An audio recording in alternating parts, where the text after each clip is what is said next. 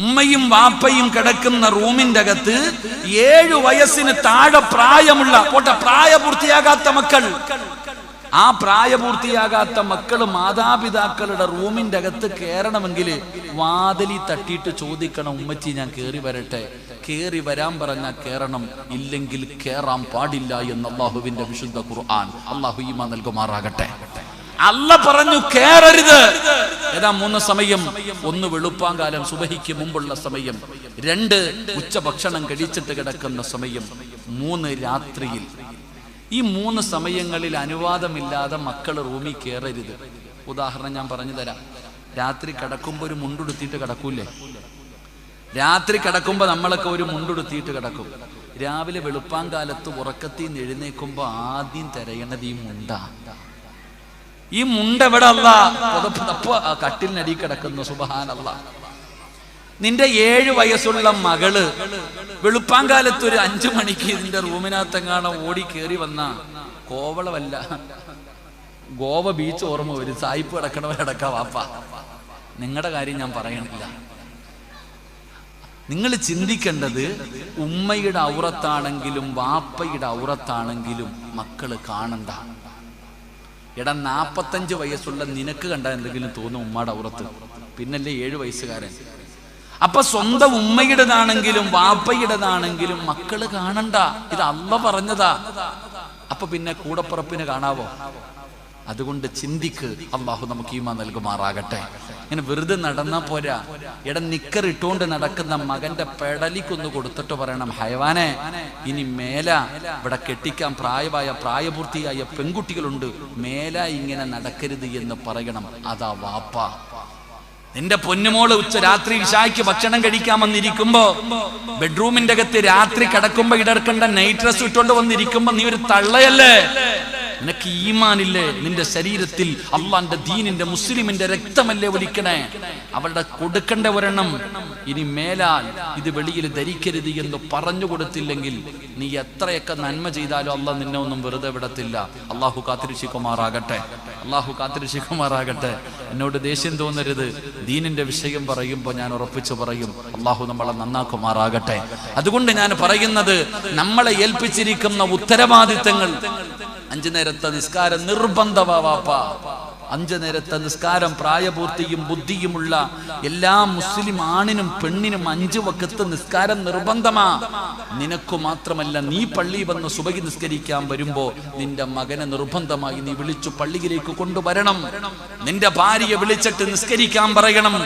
ഒരു ഭർത്താവിന് സ്വർഗമുണ്ട്, ഒരു ഭാര്യക്ക് സ്വർഗമുണ്ട്.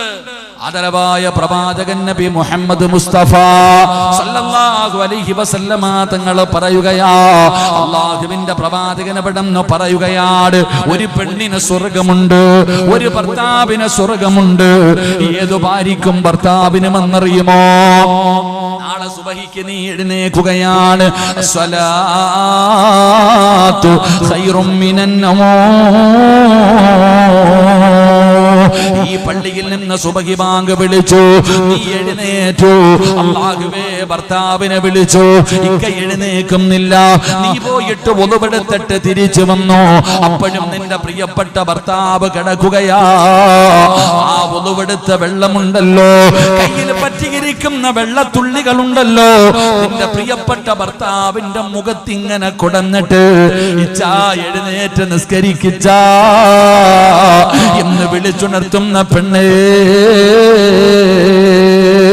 നിസ്കരിക്കാതെ കിടക്കുന്ന പ്രിയപ്പെട്ട ഭാര്യയെ നിസ്കരിക്കാൻ വിളിച്ചുണർത്തുന്ന ഭർത്താവേ, നിനക്ക് സ്വർഗമുണ്ടെന്ന് നബി മുഹമ്മദ് മുസ്തഫ സല്ലല്ലാഹു അലൈഹി വസല്ലമ തങ്ങൾ പറയുന്നു. നിസ്കരിക്കാൻ ആ വെള്ളം കൊണ്ടുവന്ന് മുഖത്ത് കൊടയണം, എന്നിട്ട് വിളിച്ചുണർത്തണം. അല്ലാഹു ഈമാൻ നൽകുമാറാകട്ടെ. പെണ്ണുങ്ങൾ പറയും, എൻ്റെ പൊന്നു സിറാജ് ഉസ്താദെ, അങ്ങനെങ്ങാണ് ഞാൻ ഇത്തിരി വെള്ളം കൊണ്ടൊഴിച്ച അന്ന് എനിക്ക് കബറ് വെട്ടേണ്ടി വരും. കാരണം അതാവസ്ഥ.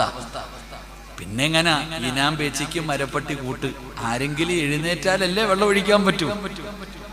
ഭാര്യയോ ഭർത്താവോ സുബഹിക്ക് ബാങ്ക് വിളിക്കണത് കേട്ടാൽ, എടാ സുബഹിക്ക് ബാങ്ക് വിളിക്കുന്നത് പള്ളി വരുന്നവൻ പോലും കേൾക്കണില്ല. കേൾക്കണുണ്ടോ? സുബഹി നിസ്കരിക്കാൻ പള്ളിയിൽ ജമാഅത്തായി നിസ്കരിക്കാൻ വരുന്നവൻ പോലും ബാങ്ക് വിളി കേൾക്കാറില്ല. 5:15 അലാറം വെച്ചിട്ട് കിടക്കുക, ബാങ്ക് വിളിച്ച് ഇഖാമത്ത് കൊടുക്കുന്നതിന് മുമ്പ് ചാടി എഴുന്നേറ്റ് വരിക. അള്ളാഹു നമുക്ക് ഈമാൻ നൽകുമാറാകട്ടെ. അതുകൊണ്ട് നിർബന്ധമായിട്ടും നിങ്ങളുടെ മക്കളെ നീ മാത്രം നിസ്കരിച്ചാൽ പോരാ, നിന്റെ മകൻ നിസ്കരിക്കണം, നിന്റെ മകള് നിസ്കരിക്കണം, നിന്റെ ഭാര്യ നിസ്കരിക്കണം. നിന്റെ വീടിനകത്ത് കിടക്കുന്നവരെ വിളിച്ചുണർത്തി നിസ്കരിപ്പിക്കേണ്ട ബാധ്യത നിനക്കുണ്ട്. അള്ളാഹു ഈമാൻ നൽകുമാറാകട്ടെ. അപ്പൊ നിങ്ങൾ പറയൂ ഉസ്താദെ, പറഞ്ഞു മടുത്തു ഉസ്താദെ, എത്ര വിളിച്ചാലും കേൾക്കൂല. ആരാ പറഞ്ഞേ? ഏത് നിസ്കരിക്കാത്തവനെയും നിസ്കരിപ്പിക്കാനുള്ള ഒരു എളുപ്പ വഴിയുണ്ട്. അടിക്കണ്ട, വെള്ളം ഒഴിക്കണ്ട, ഒന്നും ചെയ്യണ്ട. അടുത്തു പോയിരുന്നിട്ട് ഖുർആനിലെ ഒരു ആയത്ത് ഓതിയാ മതി. നിസ്കരിക്കാതെ കിടന്നുറങ്ങുന്ന ആളിന്റെ അടുത്ത് പോയിരുന്നിട്ട് അള്ളാന്റെ പരിശുദ്ധമായ ഖുർആനിലെ ഒരായത്ത് ഓതിയിട്ട് അതിന്റെ അർത്ഥം പറഞ്ഞു കൊടുത്താൽ മതി. ഒരു കടുകുമണിയുടെ അളവെങ്കിലും ഈമാൻ ഉണ്ടെങ്കിൽ എഴുന്നേറ്റ് നിസ്കരിക്കും. അള്ളാഹു ഈമാൻ നൽകുമാറാകട്ടെ. അള്ളാഹു ഈമാൻ നൽകുമാറാകട്ടെ. നിന്റെ ഭർത്താവ് നിസ്കരിക്കത്തില്ലെങ്കിൽ, നിന്റെ മക്കൾ നിസ്കരിക്കത്തില്ലെങ്കിൽ അവരുടെ അടുക്കൽ പോയിരുന്നിട്ട് ഞാൻ പറയണ ഒരായത്ത് ഓതിക്കൊടു. അറബി അറിയത്തില്ല, അർത്ഥം പറഞ്ഞു കൊടുത്താൽ മതി. ഖുർആനിലെ ഒരൊറ്റ ആയത്തിന്റെ അർത്ഥം നിങ്ങൾക്ക് പറഞ്ഞു കൊടുത്താൽ മതി. ഈമാൻ ഉണ്ടെങ്കിൽ എഴുന്നേറ്റ് നിസ്കരിക്കും. അള്ളാഹു ഈമാൻ നൽകുമാറാകട്ടെ. അള്ളാഹു ഈമാൻ നൽകുമാറാകട്ടെ. പറഞ്ഞു തരട്ടെ? വേണോ വേണ്ടേ? വേണോ വേണ്ട വിഷയമല്ല. നിങ്ങൾ പറഞ്ഞാൽ ഞാൻ പറയില്ലെങ്കിൽ ബാക്കി പറയും. വേണോ വേണ്ടേ? കൈവക്ക്. കൈവക്കറോ പോങ്ങട്ടെ. വേണ്ട ഉസ്താദേ, പാപ്പ നാളെ വന്നിരുന്നിട്ട് പേടിക്കണ്ട, മരണത്തിന്റെ ആയത്തൊന്നുമല്ല, എന്നെ പള്ളിക്കുഴി കൊണ്ടുപോകുന്ന ആയത്തൊന്നുമല്ല. എന്റെ പ്രിയപ്പെട്ട സഹോദരങ്ങളെ, മഹാനായ സയ്യിദുനാ ഉമർ ഇബ്നുൽ ഖത്താബ് റളിയല്ലാഹു, ഉമർ തങ്ങൾ ചില ദിവസം തന്റെ മകനെ വിളിക്കുമ്പോൾ ഉറങ്ങും. മക്കളല്ലേ ഉറങ്ങൂപ്പ. ചില ദിവസം സുബഹിക്ക് പള്ളിയിൽ പോകാൻ നേരത്ത് വിളിക്കുമ്പോ ഇപ്പൊ ഉറക്കം വരണം, ഇപ്പൊ വയ്യപ്പ അങ്ങനെ കടിച്ചു. ഇപ്പൊ ഉമർ തങ്ങൾ അടുത്തിരുന്നിട്ട് ഓതി കൊടുക്കും ഈ ആയത്ത്. അല്ലാഹുവിന്റെ പരിശുദ്ധമായ ഖുർആനിലെ ഏതായത്തെന്നറിയുമോ? സൂറത്തു ത്വാഹ. സൂറത്തു ത്വാഹ എന്ന് പറയുന്ന അധ്യായമുണ്ട്. അതിനകത്തുള്ള ഒരായത്താണ്. അവസാനത്തെ പേജ് എടുത്ത് നോക്ക്. 132ാമത്തെ ആയത്താണെന്ന് തോന്നുന്നു. വഅ്മുറു അഹ്ലക ബിസ്സലാത്തി വസ്തബിർ അലൈഹാ ലാ നസ്അലുക റിസ്ഖാ നഹ്നു നർസുകുക വൽ ആഖിബത്തു ലിത്തഖ്വാ. അല്ലാഹുവിന്റെ വിശുദ്ധമായ ഖുർആൻ എവിടെന്ന് പറയുകയാ, എന്റെ പ്രിയപ്പെട്ടവരെ, ഉറങ്ങിക്കിടക്കുന്ന മക്കളുണ്ടല്ലോ, നിസ്കരിക്കാൻ മടി കാണിക്കുന്ന ഭർത്താവുണ്ടല്ലോ, ആ മനുഷ്യന്റെ ചാരത്ത് ചെന്നിരുന്നിട്ട് പറയണം, വഅ്മുർ അഹ്ലക ബിസ്സലാത്തി വസ്തബിർ അലൈഹാ ലാ നസ്അലുക റിസ്ഖാ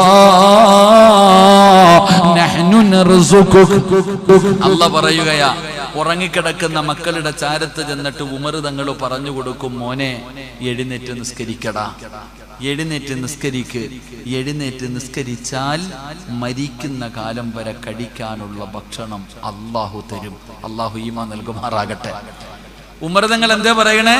മോനെ, 5 നേരം എഴുന്നേറ്റ് നിസ്കരിച്ചാൽ ഒരുത്തന്റെ മുന്നിലും തെണ്ടണ്ട, യാചിക്കാൻ പോകണ്ട, കഞ്ചാവ് കച്ചവടം നടത്തണ്ട, ലോട്ടറി എടുക്കണ്ട, എളുപ്പത്തിൽ പണം ഉണ്ടാക്കാനുള്ള വഴി നോക്കണ്ട, മരിക്കുന്ന കാലം വരെ തെണ്ടാതെ ഹലാലായ ഭക്ഷണം കഴിക്കണോ, അല്ലാഹ് തരും, നിസ്കരിച്ചാ മതി. അല്ലാഹു ഈമാൻ നൽകുമാറാകട്ടെ. നീ എന്തു പറയും? പഠിക്കണം, പൈസ ഉണ്ടെങ്കിലേ ജീവിക്കാൻ പറ്റൂ.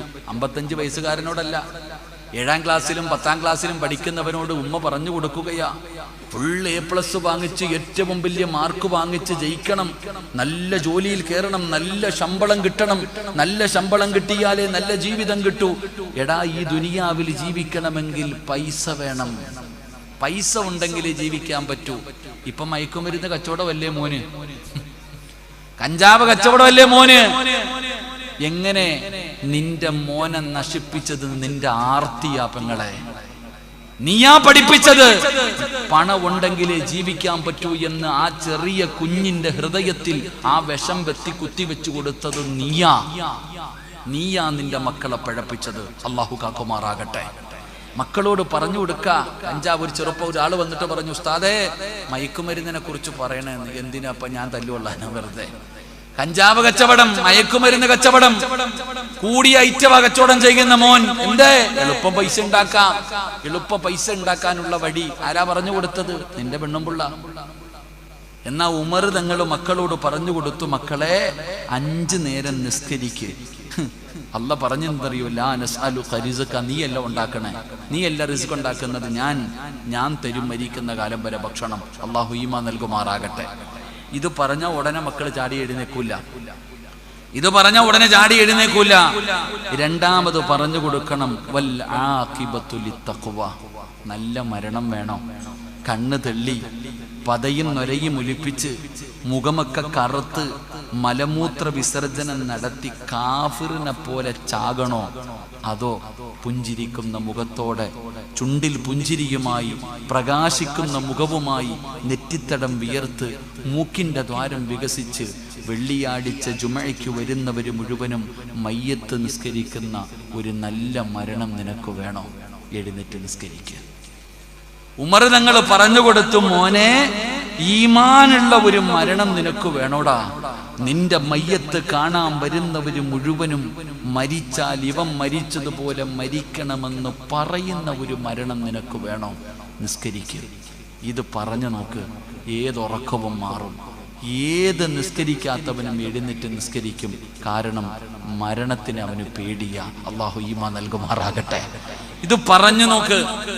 ഇത് പറഞ്ഞിട്ട് എഴുന്നേക്കുന്നില്ലെങ്കിൽ പിന്നെ അവന്റെ തലയിൽ അഊദു ബില്ലാഹി മിനശ് ശൈത്താനിർ റജീം ഓതിയേറെ. അല്ലാഹു ഈമാൻ നൽകുമാറാകട്ടെ. ഇത് പറഞ്ഞിട്ട് നന്നാകാത്തവനെ പിന്നെ എന്ത് പറയാനാ? അതുകൊണ്ട് ഞാൻ പറഞ്ഞു വന്നത്, അള്ളാഹുവിന്റെ പരലോകത്ത് നാണം കെട്ട് വരുന്ന രണ്ടാമത്തെ വിഭാഗം ഏറ്റെടുത്തിരിക്കുന്ന ഉത്തരവാദിത്തങ്ങളിൽ വീഴ്ച വരുത്തുന്നവരാ. അള്ളാഹു നമ്മളെ കാത്തിരക്ഷിക്കുമാറാകട്ടെ. അള്ളാഹു നമ്മളെ കാത്തിരക്ഷിക്കുമാറാകട്ടെ. 3 മഹാനായ നബി മുഹമ്മദ് മുസ്തഫ, മഹാനായ നബി മുഹമ്മദ് മുസ്തഫ സല്ലല്ലാഹു അലൈഹി വസല്ലമ തങ്ങൾ പറയുന്ന 3ാമത്തെ വിഭാഗമാരാ? റസൂലുള്ളാഹി തങ്ങൾ പറയുകയാണ്, അൻ മുഹമ്മദ് ഇബ്നു സയ്യിദ് റളിയല്ലാഹു തആല അൻഹു, അല്ലാഹുവിന്റെ പ്രവാചകൻ സല്ലല്ലാഹു അലൈഹി വസല്ലമ തങ്ങൾ പറയുകയാ, നാളെ പരലോകത്ത് കടന്നു വരുന്ന 3ാമത്തെ വൃത്തികെട്ടവരാരെന്നറിയോ? ദുൽ വജ്ഹൈ, 2 മുഖമുള്ളവരാട്. 2 മുഖമുള്ളവരാട്. അള്ളാഹുവിന്റെ പ്രവാചകം പറയുന്ന ഒരു വിഭാഗം ആളുകളുടെ കൂടെ കൂടുമ്പോൾ, ഒരു വിഭാഗം ആൾക്കാരുടെ കൂടെ കൂടുമ്പോൾ, പടച്ചവനെ, ഞാൻ നിങ്ങളുടെ ആളാണ്, ഞാൻ നിങ്ങളുടെ ആളാണ്. പടച്ചവനെ, അവര് പിരിഞ്ഞു കഴിഞ്ഞ് 2ാമത്തെ വിഭാഗത്തെ കാണുമ്പോ അവരുടെ കൂടെ കൂടിയിട്ട് പടച്ചവനെ ഇവരെ കുറ്റം പറയുകയാ. ഇങ്ങനെ 2 മുഖമുള്ളവരുണ്ടല്ലോ, ഇങ്ങനെ 2 മുഖമുള്ളവരുണ്ടല്ലോ, അവരാണ് നാളെ പരലോകത്തിലെ ഏറ്റവും നശിച്ചവരെന്ന് നബി മുഹമ്മദ് മുസ്തഫ സല്ലല്ലാഹു അലൈഹി വസല്ലമ തങ്ങൾ പറയുന്നു. കാണുമ്പോ പറയും, പള്ളിയിലെ ഖതീബിനെ കാണുമ്പോ പറയും, അല്ലാഹു ഉസ്താദെ, നിങ്ങൾ ഇവിടെ വന്നതിന് ശേഷമാണ് ഈ നാട് നന്നായത്. നിങ്ങളെ പറയണില്ല, ഞാൻ അദ്ദേഹത്തെ പറഞ്ഞോളാം. ഉസ്താദെ, നിങ്ങൾ വന്നതിന് ശേഷമാണ് ഈ നാട് നന്നായത്. നിങ്ങളെപ്പോലെ ഒരു ഇമാമില്ല റബ്ബേ. നിങ്ങളെ കാണുമ്പോൾ തന്നെ മുഖത്ത് ഈമാനിന്റെ പ്രകാശവ. നിങ്ങളെ കാണുമ്പോൾ തന്നെ ഖബർ ഓർമ്മ വരും. അങ്ങനെ ഉസ്താദിനെ അങ്ങോട്ട് പൊക്കും. ഉസ്താദ് എല്ലാം കേട്ടിട്ട് അങ്ങോട്ട് തിരിയുമ്പോൾ അടുത്തവനെ കാണുമ്പോൾ ഇവനെ കാര്യം വരിക.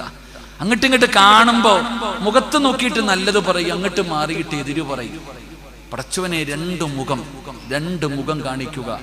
കാണുമ്പോ ചിരിക്കുകയും ചെയ്യും, മാറുമ്പോ ഉള്ളിനകത്ത് വിഷം വെച്ചുകൊണ്ട് നടക്കുക. തമ്മിലടിപ്പിച്ചിട്ട് ചോര കുടിക്കുന്ന ചില വിഭാഗമുണ്ട്. അള്ളാഹു കാത്തിരക്ഷിക്കുമാറാകട്ടെ. ഒരു പരലോകത്ത് വരുന്നത് എങ്ങനെ? അല്ലാഹുവിന്റെ പ്രവാചകൻ സല്ലല്ലാഹു അലൈഹി വസല്ലമ തങ്ങൾ പറയുകയാ, നബി ഹുറൈറ റളിയല്ലാഹു തആല അൻഹു ഖാല നബി സല്ലല്ലാഹു അലൈഹി വസല്ലം, തജിബു മിൻ ശർരിൻ നാസി യൗമൽ ഖിയാമ ഇൻദല്ലാഹി ദിൽ വജ്ഹൈൻ. അല്ലാഹുവിന്റെ പ്രവാചകൻ പറയുന്ന ജനങ്ങളിൽ, നാളെ പരലോകത്ത് വരുന്ന ജനങ്ങളിൽ ഏറ്റവും നശിച്ചവനാരെന്നറിയോ? അല്ലാഹുവിന്റെ മുന്നിലേക്ക് കടന്നു വരുന്നവരിൽ വെച്ച് ഏറ്റവും നീചനായ, ഏറ്റവും വൃത്തികെട്ടവനായ മനുഷ്യനാരെന്നറിയോ? അത് ദുൽബജ്ഹൈൻ,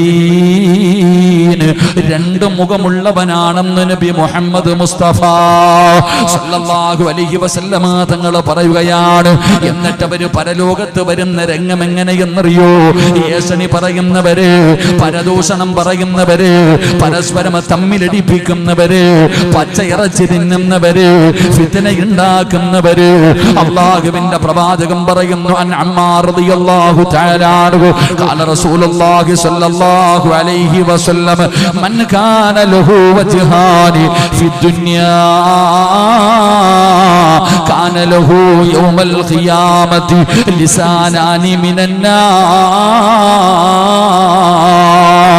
പെങ്ങളെ, നാലുപേര് കൂടി കഴിയുമ്പോ അല്ലാഹുവിനെ പേടിച്ച് നടക്കുന്ന പെണ്ണുങ്ങളെ, പച്ചയിറച്ചി തിന്നുന്ന സഹോദരിമാര്, രണ്ട് മുഖമുള്ളവര്, രണ്ട് സ്വഭാവമുള്ളവര് നാളെ പരലോകത്ത് കടന്നു വരുമ്പോ നിന്നെ തിരിച്ചറിയാനുള്ള അടയാളം എന്താ? നിന്നെ തിരിച്ചറിയാനുള്ള അടയാളം എന്താ? അല്ലാഹു നിന്റെ നാക്ക് രണ്ടായി കീറുകയാണ്. രണ്ട് നാക്കുകളാണ്, രണ്ട് നാക്കുകളാണ്. അല്ലാഹ് നരകത്തിന്റെ തീയാലുള്ള നാക്കാ. ഉരുകുമടി മോളെ, നിന്റെ മുഖത്തിലെയും നിന്റെ ശരീരത്തിലെയും തുല്യതായ ഇറച്ചിയുണ്ടല്ലോ. ഈ തീയുടെ നാവ് കാരണം പടച്ചവനെ നിന്റെ ഇറച്ചി മുഴുവനും വെന്തുരുകുകയാ, ദുർഗന്ധമടിക്കുകയാ, ജനങ്ങൾ പേടിച്ചോടുകയാ. ലിസാനാനി മിനന്നാർ, രണ്ട് നാവുകളുമായിട്ടാണ് കടന്നു വരുന്നത്. കാരണം ദുനിയാവിലേശനി പറഞ്ഞവരാ, പരദൂഷണം പറഞ്ഞവരാ, പരസ്പരം തമ്മിലടിപ്പിച്ചവരാ. എന്റെ പ്രിയപ്പെട്ടവരെ, ഇതിലെല്ലാവരും സമന്മാരാണ്. ഏശണിയിലും പരദൂഷണത്തിലും പടച്ചവനെ ഒരു കുറവുമില്ലല്ലോ. ആലിമും കണക്കാണ്, ജാഹിലും കണക്കാണ്. പടച്ചവനെ എല്ലാവരും അവസരം കിട്ടുമ്പോ പരസ്പരം തമ്മിലടിപ്പിക്കുകയാ. അവിടെയും ഇവിടെയും നടന്നുകൊണ്ട് ഏശടിയും പരദൂഷണവും പറയുകയാ. പലരും പറയും, ഉസ്താദേ ഞാൻ പറയാറില്ല, ഞാനൊന്നും പറഞ്ഞില്ലല്ലോ, ഞാൻ കേട്ടതല്ലേ ഉള്ളൂ. എടാ, കേട്ടാലും പറഞ്ഞവനെ പോലെയാടാ.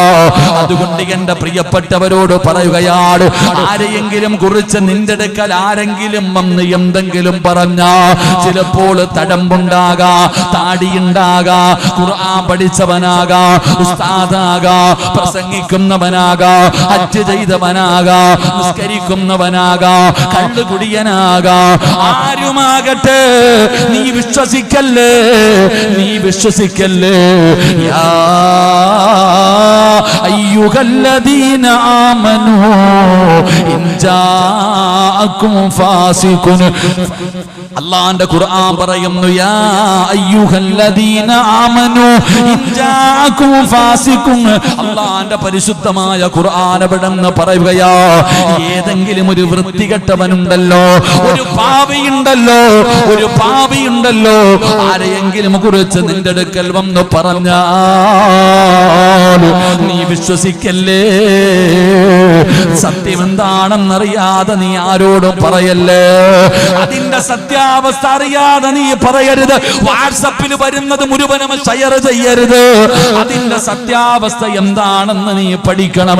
ഇല്ലാതെ ഒരു കുടുംബത്തെ നാണം കെടുത്തിയിട്ട്, ഒരു പാവപ്പെട്ടവന്റെ ജീവിതം തകർത്തിട്ട്, ഒരു പാവപ്പെട്ട സ്വാലിഹത്തായ പെണ്ണിന്റെ ജീവിതം തുലച്ചിട്ട്, അല്ലാഹുവേ ചെയ്തത് തെറ്റാണെന്ന് തോന്നുമ്പോ വായിക്കകത്ത് കൈവച്ചിട്ട് കടിക്കേണ്ടി വരുമെന്ന് അല്ലാഹുവിന്റെ വിശുദ്ധ ഖുർആൻ. അതുകൊണ്ട് എന്റെ പ്രിയപ്പെട്ടവരോട് പറയുകയാ, ഇത് സാധാരണ പാപമല്ല, ഇത് നിസാര പാപമല്ല. എന്റെ പ്രിയപ്പെട്ട ഉപ്പമാരെ, അല്ലാഹുവേ, പള്ളിയിൽ വന്ന് വേച്ച് നടന്ന് പള്ളിയിൽ വരും നിസ്കരിക്കാൻ, ഈ കേറ്റം കേറി ഈ പള്ളിയിൽ വന്ന് നിസ്കരിച്ചിട്ട് അവസാനം പള്ളിയിൽ നിന്ന് ഇറങ്ങി പോകുമ്പോ നിസ്കരിച്ചതിന്റെ പ്രതിഫലം നാട്ടുകാർ